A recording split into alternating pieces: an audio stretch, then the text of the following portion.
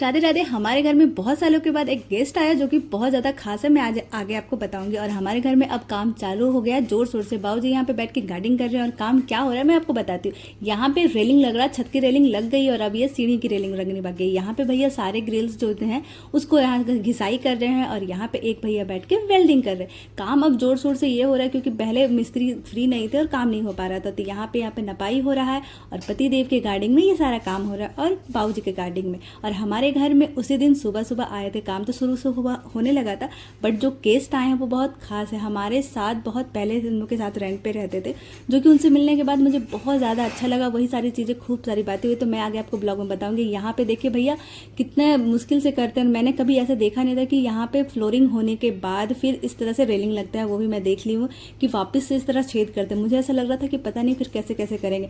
मैं भी देखी, मुझे भी बहुत अच्छा लगा और अब मुझे बहुत अच्छा लग रहा है कि फाइनली जो है ना घर कंप्लीट होने वाला है। बहुत सारा काम है ना जो बाकी है, जैसे फ्लोरिंग का काम, पुट्टी, पेंट, ये सारी चीजें जो है कि बहुत बाकी है। बट छोटी छोटी जो बेसिक चीजें हैं ना वो सारी हो गई थी। और फाइनली जो गेस्ट मैं आपको मिलाने वाली हूँ वो आ गए हैं और ये है विकास और ये है भाभी जी। हम लोग बहुत पहले जब फर्स्ट टाइम मैं शादी करके यहाँ आई थी चंदौली, या फिर भैया जब पढ़ाई करते थे, जॉब उनकी लगी थी ना, तब से ये लोग हम लोग के साथ रहते थे।